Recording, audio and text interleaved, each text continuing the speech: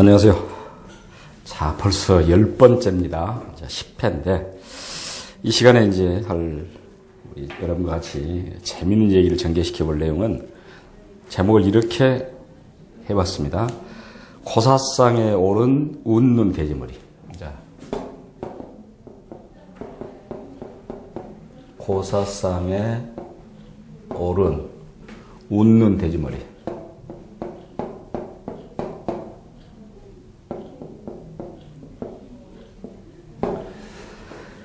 고사를 지내는 것은 거의 이제 우리 동양, 우리나라, 또 일본, 중국, 이런, 물론 이제, 다른 나라도 어느 정도의 그런 형식, 세리머니는 있습니다만은, 여러분들 보면 그 히말라야 같은 데 등반할 때도 그쪽에 세르파랄지 그런 사람들 보면은 이 고사를 지내고 뭐 신께 뭐를 빌고 그러잖아요. 우리나라는 또 유독 강하죠. 저는 개인적으로 한 5번, 6번 차를 바꿔봤어요. 다도 제가 별로 그 중고를 좋아하지 않아서 새 것만 사봤습니다. 가서 6번을 6번이네요. 샀는데 한 번도 고사를 지내본 적이 없습니다. 고사를 지내지 않았다고 해서 또 사고가 났냐? 사고 나지 않았습니다. 저는 이제 이런 접촉사고랄지 그런 것은 얘기했으면 큰 어디 다쳤다거나 그런 거 없었어요. 그럼에도 불구하고 대부분 고사를 지냈잖아요. 제가 96년에서 99년. 참 이 시기는 제 고난의 시기였습니다. 하필 이때 그 타이밍적으로 보면은 IMF죠. 저는 이때 지방에서 입시학을 했습니다. 입시학을 했는데 처음에는 잘 됐죠. 항상 처음에는 또 열심히 하고. 근데 제가 선택을 잘못했던 것이야. 신도시에 할까 구도심에 할까 고민하다가 아직은 신도시로 이렇게 인구 이동이 잘 안 되는 그런 시기 때문에 구도심인데 그게 큰 미스의 착각이었어요. 결국 한 96년, 97년까지는 그런 데 됐어요. 근데 여러분들 97년 말에 결국 IMF 왔잖아요. 그러다가 98년, 99년 아주 고전했습니다. 결국은 짐을 쌌어요. 그냥 방을 뺐습니다. 다시 말하면 학원 문을 닫았죠. 그런데 이제 나름대로 생각해 봤는데 왜 그래서 안 됐을까? 물론 정말 이유는 간단합니다. 아까 제가 말씀드렸듯이 구도심에서 신도시로 이렇게 이동하는 그걸 미리 간파하지 못했다는 것. 그게 결정적인 에러였습니다. 근데 또 항상 사람들은 그러잖아요. 다른 연유를 한번 찾아보죠. 합리화시키고 핑계를 대보기 위해서. 고사를 지내지 않았어요, 제가. 그래서 그랬을까? 어떤 사람은 고사를 지내고, 개업식은 했어요. 개업식은 했는데, 또 개업식 겸해서 고사상에 돼지머리 올려놓고, 또 무슨 명태입니까? 명태 달아놓고 이렇게 하잖아요. 저는 그걸 하지 않았어요. 그래서 그랬을까? 그래서 이제 오비 일합격이고, 까마귀 날잡 해 떨어진 것이 그건 아니고, 고사상이라는 말을 하는데, 대부분 우리는 어떤 개업을 한다든지, 어디 차를 사러 샀다든지, 그러면 그 앞에 모셔놓고 고사를 지내는데 뭘 얹습니까? 돼지 머리를 얹죠. 그러니까 우리 돼지가 우리에게 주는 의미는 상당히 복이죠, 복. 심지어 그래서 자기 자식들을 뭐라고 부르는지 압니까? 여러분들? 자식들 부를 때 돈아라 그래. 자기 자식의 이름을 돈마. 아니, 자식을 돈아. 그 말은 돼지 아이. 물론 우리가 귀여운 강아지 또 짐승 이름을 이렇게 붙여서 하긴 하는데 돼지라는 것이 굉장히 우리에게 복을 주는 것이에요. 그래서라도 이렇게 고사상엔 돼지머리를 하는데 돼지머리도 어떤 머리가 좋냐? 제가 앞에 있네요. 웃는 돼지머리가 좋다. 웃는 돼지머리가 복받는다. 자, 이런 내용인데 이렇게 교주께서 하신 말씀이 물론 이제 정육점 주인과의 이제 대화에서 이런 내용이 나옵니다. 정육점 주인들은 찡그리고 있는 돼지머리보다 웃는 상의 돼지머리 값을 더 받습니다. 돼지머리가 찡그리고 웃는 것이 얼마 그 두 개 차이가 있겠습니까? 근데 여하튼 돼지머리가 웃는 돼지머리가 있다는 것이죠. 사람들은 왜 웃는 돼지머리를 고사상에 올려놓을까요? 웃는 그 모습에서 미래의 희망찬 비전을 찾으려는 이유겠죠. 그러니까 찡그리는 상보다 웃는 상의 모습이 더 좋지 않냐. 그래서 결국 이제 그렇게 웃는 돼지 머리를 고사상에 놔가지고 대부분 우리가 어떻게 합니까? 뭐 돼지 코에다가 또 돼지 귀에다가 돼지 입에다가 이렇게 돈을 꼽죠, 사실은. 그렇게 해서. 그런데 방금 제가 말씀했습니다만은 그 돼지 머리도 어떤 게 더 좋다? 웃는 돼지 머리가 더 좋다. 그런 내용이에요. 그래서 값도 더 받는다는 것이야. 또 그렇게 해서 웃는 돼지 머리를 올려놓음으로써 어떤다? 사업도 번창하다. 사실은 돼지 머리가 웃는지 또는 우는지 어떻게 알겠습니까? 제가 그런 얘기 했잖아요. 유일하게 지구상의 동물 중에서 웃는 동물은 사람이다. 그런 얘기했어. 그럼에도 불구하고 어떤 경우는,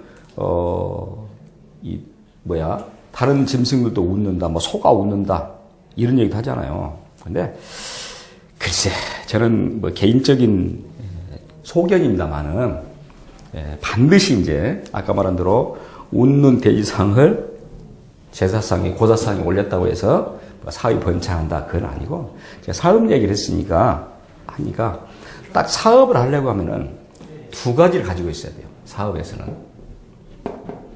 사업이 잘 돼서 또 웃는 날이 많아야 되기 때문에 사업의 조건에 대해서 한번 제가 아주 간단합니다.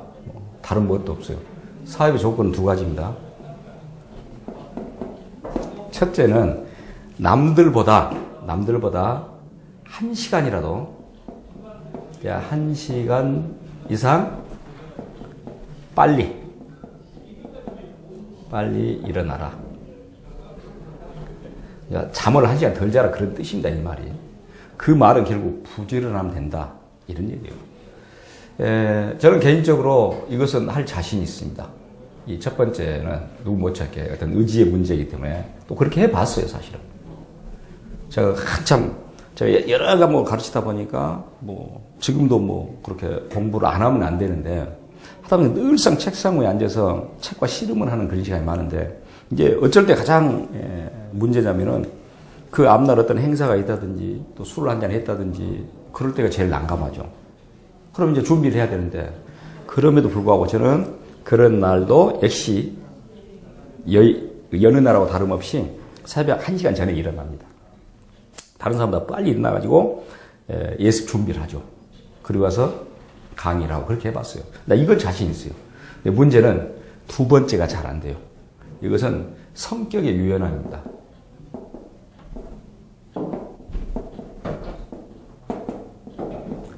성격의 유연함이라는 것은 뭐냐? 우리 사업을 하다 보면은 대상은 항상 사람들 아닙니까? 사람들로 대상을 하다 보면은 이런 사람 저런 사람 별의별 사람 다 있는 것이에요. 근데 그런 사람 비율을 다 맞출 수 있는 성격의 유연함, 제가 지금 이걸 말하는 것입니다. 이건 쉽지 않아요. 사실은 이것은. 지금은 고인이 됐습니다. 저 매형이 있는데, 고인이 됐는데, 물론 매형은 대학교의 행정직 공무원이었습니다, 매형이. 근데 행정직 공무원이다 보니까 그렇게 돈 벌이고 월급이 많은 건 아니잖아요. 그래서 우리 누나가 음식 솜씨가 좀 있고 해서 만두집을 했어요, 만두 가게를 했는데, 일요일 날입니다. 일요일 날 어떤 일이 발생했냐면, 일요일 날 손님이 왔어요. 손님이 왔는데, 물론 누나가 다른 밖에 무슨 볼 일이 있어 나가고 매형이 가게를 지키고 있었답니다. 근데 손님이 와가지고 이제 만두를 사가면서 굉장히 트집을 잡은 경우가 있잖아요. 또 되지도 않는 트집을 잡고. 그래도 제가 아까 말했잖아요. 어떤 성격의 유연함을 발휘해서 그걸 무난히 받아줘야 돼요. 그런데 급기야 화가 나가지고, 또 매형은 굉장히 조용히 있다가 아주 불쑥 화를 낸 사람이에요. 성격에서 제가. 내가 손님 뺨을 때려버린 것이에요. 문 닫았습니다. 만두 가게.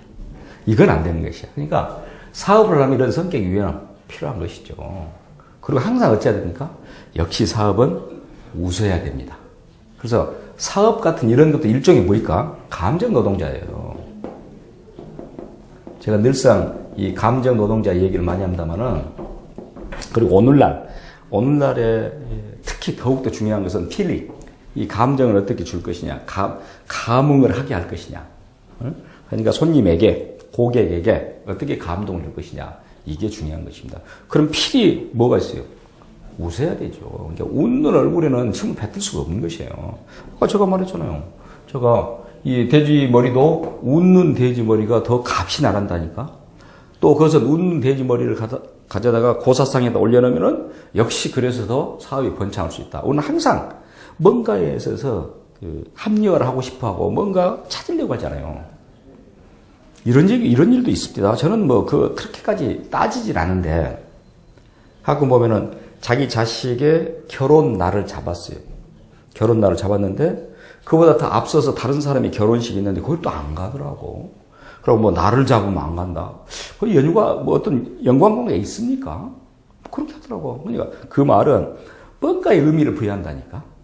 아까 반의 번외 현상처럼 뭔가 의미를 부여해가지고 오늘의 운세를 따지고 이렇게 하는데, 물론 의미 부여는 자유입니다. 자유입니다만은 그럼에도 불구하고 제가 말씀드리고 싶은 것은 이런 사업을 하나 장사를 하나 이런 것은 가장 근본적인 기본적인 조건이 뭐다? 바로 스마일, 미소입니다. 웃지 않으면 안 되는 것이야. 여러분들이 어떤 가게를 가고 내 물건을 사러 갔는데 그 사람이 찡찡하고 그냥 얼굴에 인상 쓰고 있으면 물건 사고 싶습니까? 사고 싶지 않잖아요. 똑같은 맥락이에요.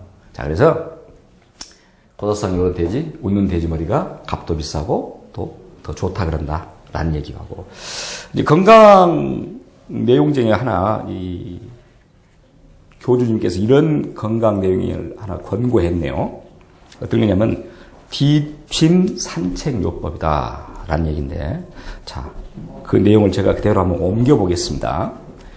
뒷짐 지는 것은 뭔가 태만하고 노티를 내는 것 같다 제일 싫다. 원래 그러죠. 사람 뒷짐 지고 있으면 좀 그렇게 보이잖아요. 그러나 이제 뒷짐을 제하는 시대다. 역시 이렇게 했네요.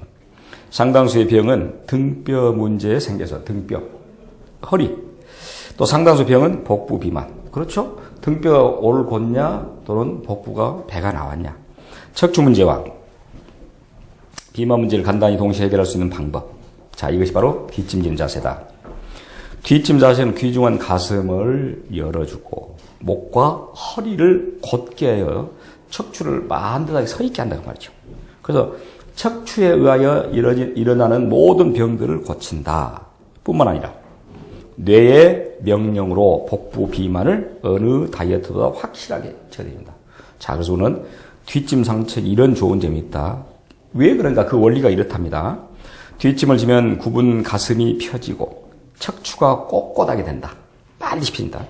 그리고 자세가 굽을 때 뇌에 몸의 불안을 느끼고 앞에다 지방을 실어 주었는데 뒷짐을 지면 상황이 반대가 되니 배에 실어 놓은 지방을 처리하는 것이다. 뒷짐을 지고 다리에 힘을 주지 않고 가볍게 걸으면 파워워킹보다 다이어트 효과가 높다고 한다. 다리에 힘을 주지 않아야 할 이유는 내민 배를 내외 인식시키게 합니다. 매일 30분씩만 걸으면 신체 조건에 따라 다르지만 한 달에 10kg을 감량한 이도 있다. 폐장, 위장, 간장, 심장, 비만, 신장, 콩팥이죠? 디스크 등에 생긴 질병도 찾아보기 힘들게 한다. 뒷짐 자세를 습관하면 곧게 생활해야 된다. 자, 그래서 이제 뒷짐은 도장물 없이 보이고 또 부덕하게 보이는 그런 것은 아니다. 오히려 건강을 지키는 좋은 기다라는 뒷짐 산책이었습니다. 제가 그런 얘기 했죠. 우리 인간이 직립보행을 하면서 호모 에렉투스라는 화석 인류부터 직립보행을 하는데 직립보행을 하면서 얻은 병이 두 가지가 있다 그랬어요. 네 발을 짚고 걷는 짐승에는 디스크가 없습니다. 허리뼈 디스크, 허리뼈 이상이 없다는 것이요. 그리고 네 발을 들면은 누르지가 않고 평평하게 있으니까 등뼈가. 그러나 우리처럼 서 있기 때문에 이제 하중 위에서 밑으로 내려줘 하중 무게가. 그래서 디스크라는 병이 생긴 것이고, 그렇죠? 그리고 또 하나는 뭐가 있었어요? 위가 즉 우리 서 있기 때문에 위가 아래로 처진다는 것이야. 이렇게 옆으로 있으면 이거 딱 붙어 그대로 있답니다. 그래서 위하수증이라는 게 생겼다. 두 가지 질병이. 물론 그럼에도 불구하고 걸은 인류, 두 발로 걷는 인류가 이 세상에 가장 먹이사슬에도 가장 높은 곳에 존재할 수밖에 없는 것입니다. 그것이 바로 이제 뇌 발달로 가는 것이죠. 그 뇌 발달이라는 것이 바로 아까 말한 이런 뒷짐 산책이랄지 이런 부분은 더욱 건강해야 한다라는 건강에 관계된 내용을 하나 소개해 드렸고, 또 이제 그 다음에 우리가 볼 부분은 이런 내용입니다. 일본인과 한국 사람들의 어떤 다른 시각에 대한 교주의 말씀인데, 이런 내용이 나오네요. 한국 남녀 간의 사귐 문화는 일본과 정반대다. 일본과 달리 한국 여자는 사귀는 남자에게 매일 전화를 하지 않으면 우리가 소위 말 미친년이라고 욕을 얻어먹는 풍토다. 한국 여자들은 사귀는 남자들에게 왜 매일 전화를 하는 것일까요? 지금 그러니까 일본은 그렇게 하지 않는데 한국은 그런다라는 것입니다. 자, 그 내용이 이제 최근에 우리 교주님이 지금 회장으로 맡고 있는 브레이크 뉴스에 줄리 특파원이라는 특파원이 한일 간의 문화적 차이를 쓴 글에서 일본 남자는 사귀는 여자친구에 매일 전화하면 미친놈이라고 욕을 먹는다. 일본은 그런다. 거꾸로. 그런데 한국에서는 매일 전화하지 않으면 미친놈이라고 욕을 먹습니다. 즉 맞는 말입니다. 한국 남녀 간의 사귐 문화는 일본과 정반대다. 물론 이제 문화라는 것은 그렇습니다. 문화라는 것은 그 생활 양식, 그 사회 맥락에서 이해하면 되는 것이요. 그러니까 일본은 전화를 하면 미친놈, 한국은 전화 안 하면 미친놈, 이런 얘기인데, 제가 대학 다닐 때 어떤 일이 있었냐면은 프랑스 사람인데 그 교수가 프랑스 사람입니다. 이 프랑스인 교수인데 역시 이 양반도 한국 문화를 처음에는 이해를 못해서 이제 그런 일이 있었겠죠. 한국말 잘합니다. 한국말 굉장히 잘하는 사람이야. 이 사람은 프랑스에서 한국을 익히고 넘어왔습니다. 그러니까 수업 시간에는 프랑스어로 하지만은 실제 사람들 간에 각인들 간의 대화에서는 한국말 잘해요. 근데 이 양반이 어떤 얘기를 저한테 맨 처음 했냐면은 자기는 한국 와서 깜짝 놀랐다는 것이야. 뭘 가지고 놀랐냐니까 왜 한국은 이렇게 여성 동성애자들이 많은가? 물론 착각이겠지만 깜짝 놀랐다. 왜 그러냐고 내가 물어봤었더니 우리나라 문화입니다. 문화는 여자하고 손을 잡고 다니잖아요. 우리나라 문화는.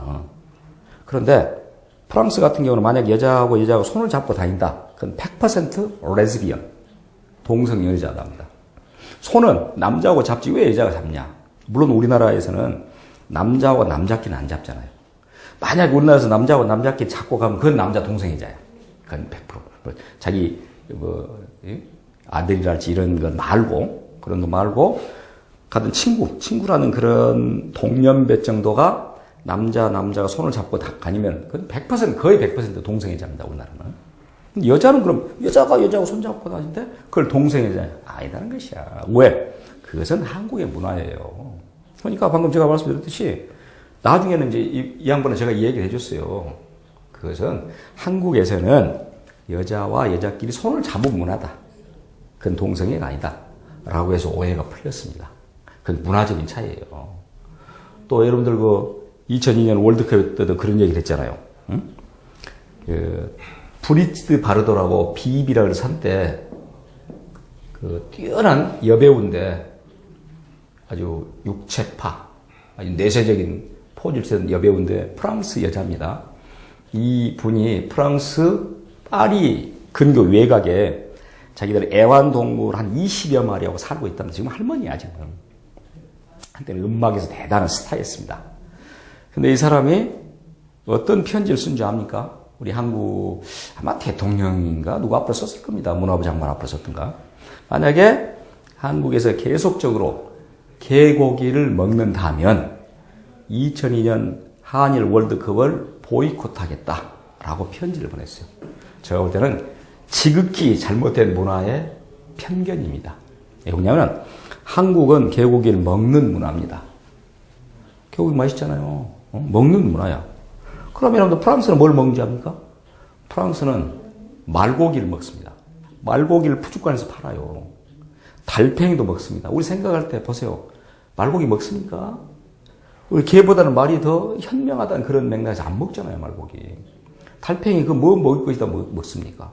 그러면 말고기 먹은 프랑스인, 개고기 먹인 한국인, 누가 더 미개하냐? 비교하지 않은 것이야. 그건 문화는 비교하지 않는 것이에요. 저는 그래서 그때 우스갯소리도 했습니다. 정말 우리 웃자고 하는 소리인데, 그때 한일 월드컵에서 프랑스가 16강에 탈락했어요. 우리는 4강까지 갔잖아요. 16강에 탈락했다니까? 그러니까 32개 팀이 8개 조로 나눠서 하잖아요. 16강으로. 16강까지는 리그입니다, 리그. 네 나라가 8개 팀을 만들어가지고. 근데 프랑스가 여기서 두 나라에 못 들어가지고 그냥 3위가 4위가 했겠죠. 그래서 떨어져 버렸어, 그래서.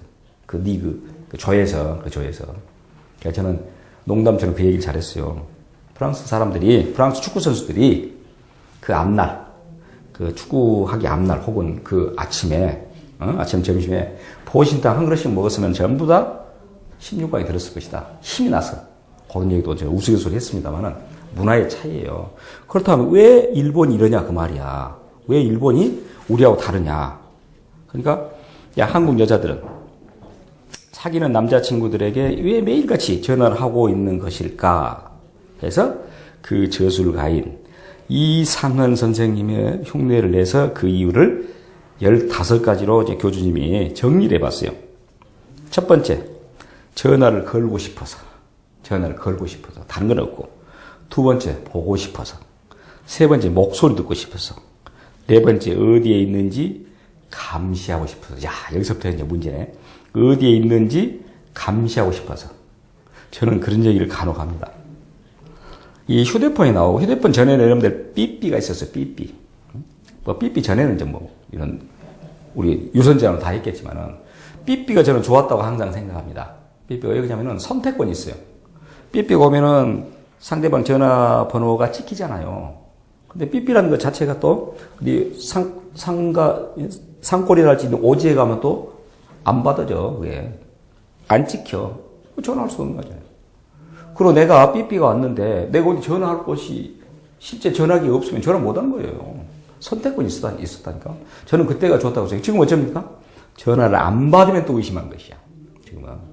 또, 간혹 이제, 저 아들 녀석들이 그래요. 아빠 어디냐고. 그 말은 무슨 말입니까? 내가 어디 있던지 말던지. 왜 나를 감시하냐, 너희들이. 빅브라더냐? 또 빨리 들어오세요. 빨리 들어가는데 늦게 다 일 있으면 늦게 들어가는 것이고. 그러다 보니까 이 전화기라는 것이 아까 말했지만 정말로 뭐 우리 개목고르라 그런 말도 하듯이 감시의 역할을 전화기 했을 때는 피곤한 것이에요. 방금 그렇게 어디에 있는지 감시하고 싶어서. 정말 또 이거 문제잖아요. 그 사이 혹시 전화를 서로 주고받지 않고 전화 안 하면 떠나버릴지 몰라. 두려워서. 매일 전화해서 관심을 끌려고 계속 지금 15가지 이유입니다. 친구들한테 남친이 있다며 과시하려고 그런 경우 있죠. 전화를 하면서. 가족들을 안심시키려고 좋네. 남친 마음에 들려고 노력하기 위해서. 지금 전화를 하는 이유입니다.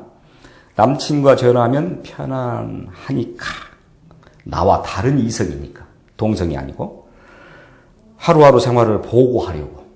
또 이렇게 한답니다. 내 생각에만 빠지도록 유도해. 그렇죠. 나만 생각해라. 이런 것도 어떤 지극히 이기주의의 발로입니다. 사실은 그런 내용 자체가. 또 둘이서 좋았을 때를 기억하면서 잠이 잘 안 올 때 시간을 때우려고. 저는 이제 그 자식들이 다 요즘은 여러분들 다 휴대폰이 있잖아요. 휴대폰이 있는데 저도 그 가족들 간에 뭐 전화하면은 그 무한대까지 할 수 있는 그런 요금제를 선택하잖아요. 그것도 다 그렇게 애들 요즘에 해야지 전화 요금의 어떤 전략이랄지 그런 부분이 있는데 저는 그렇게 생각해요. 저는 어떻게 생각하냐면은 전화라는 것은 꼭 필요한 요건을 말하는 것으로 끝나자. 근데 전화로 잡다한 얘기, 자기 일상사를 특히 여러분들 그 전화기 휴대폰이랄지 이게 나온 이후로 사람들이 많이 모인 공공의 장소에서 많은 애절이 사라졌다 그 말이야. 여러분 뭐 익히 대중교통 같은 경우를 탈 때 어쩝니까? 정말 잠을 한숨 자고 싶기도 하고 뭐 조용히 책을 보고 싶기도 하고 이렇게 하는데 시끄럽게 전화를 해대면 어쩔까? 짜증나죠. 저는 오히려 여기서 문명의 이기가 문명의 아주 무기가 되더라. 이기가 아니라 무기가 되더라. 그런 얘기 자주 합니다. 전화기도 그런 에티켓, 그런 부분이 필요하다. 그걸 여러분들, 그 미국의 사회학자 오구번이라는 사람이 문화 지체라. 이런 문화 지체 현상을 들고 나온 내용입니다. 이것도 우리가 이제 알아둬야 될 그런 내용 중 하나예요. 예, 물론 영어로는 cultural lag이라고 그래요. cultural lag, 문화 지체. 어떤 간격이라는 뜻인데, 내용이 이렇습니다. 오늘날에서 여러분 보세요. 문화가 물질 문화, 비물질 문화가 있잖아요. 제가 또 우리 그런 얘기 했습니다. 웃음은 비물질 문화다라고 했고, 웃음이. 그러니까 물질 문화, 비물질 문화가 서로 계속해서 변화되고 바뀌는데 뭐가 빨리 변동된다. 물질 문화가 빨리 변동됩니다. 그게 따라가지 못한 비물질 문화가. 예를 들면 자동차를 만드는 물질 문화. 얼마나 뛰어납니까? 또 많이 진화됐습니까? 거기에 따라가야 될 교통도덕, 교통질서. 그 중에 하나가 또 음주운전. 못 따라가죠? 그럼 결국 이 물질 문화의 비물질 문화, 정신, 도덕 문화가 따라가지 못하니까 간격이 생긴다니까? 문화 변동의 속도 때문에 간격이 생겨요. 그것을 문화 지체라 그래요. 또 이 문화 지체 현상은 필연적으로 어떤 문제가 생긴다? 규범을 어기는 어떤 일탈 문제랄지, 탈규범이랄지, 이런 게 나타난다는 것이야. 마찬가지입니다. 휴대폰을 만드는 물질 문화. 역시 뭐 세계에서 우리나라도 뭐 1, 2위 아닙니까? 이렇게 휴대폰. 거기에 따라가야 될 에티켓.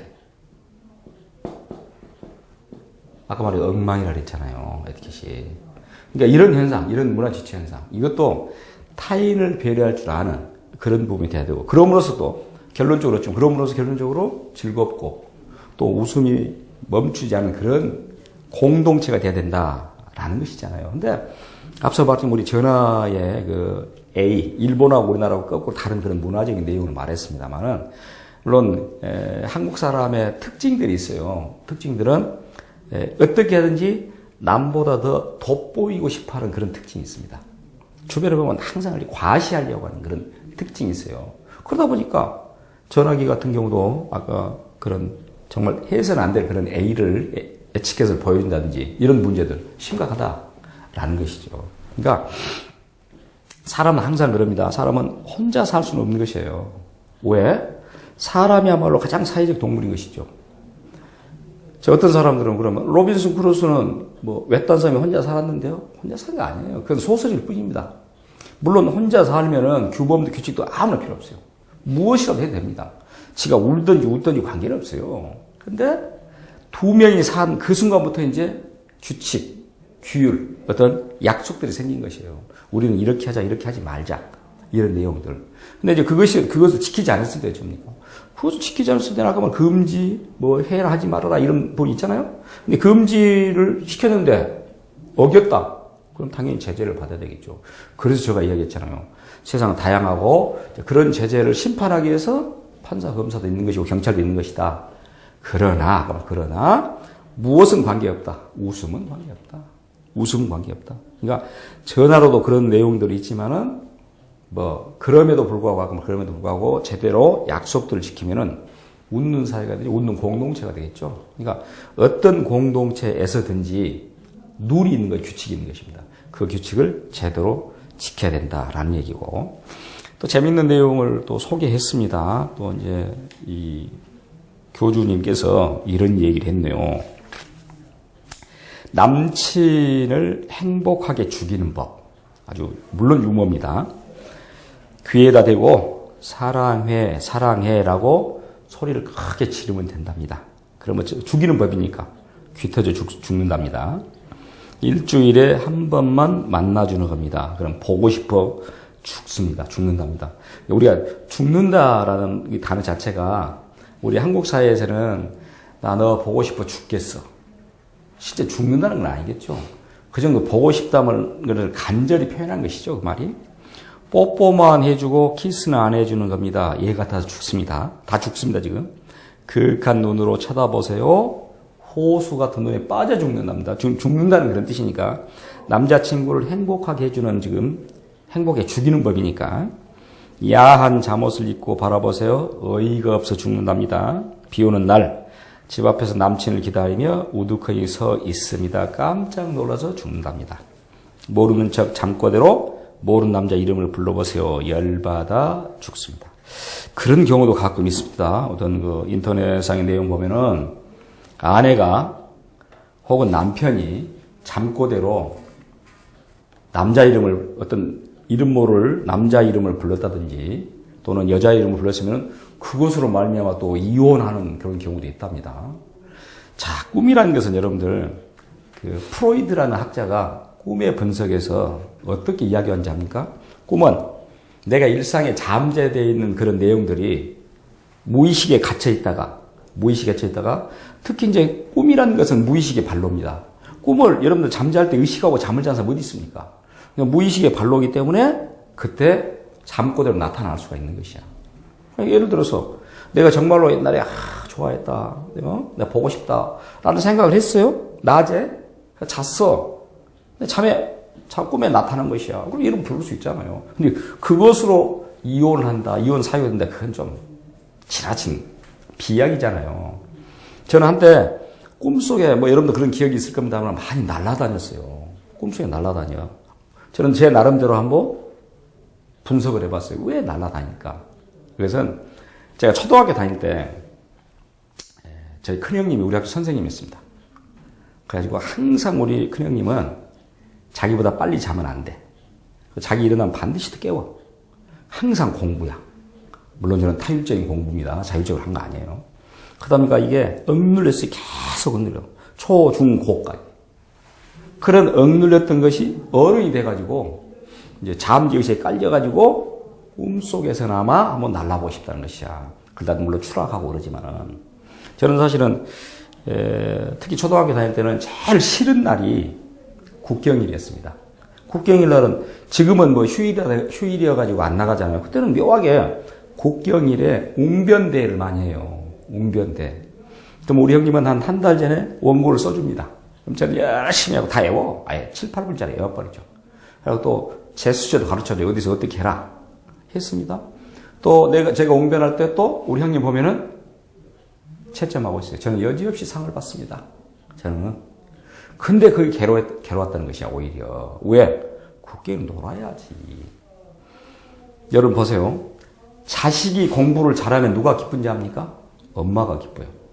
엄마는 즐겁습니다. 자식은 괴로운 것이야. 그 공부 과정 결과물을 내기 위해서. 거꾸로 자식이 공부를 못하면 엄마가 괴롭습니다. 이웃에, 친구들에게.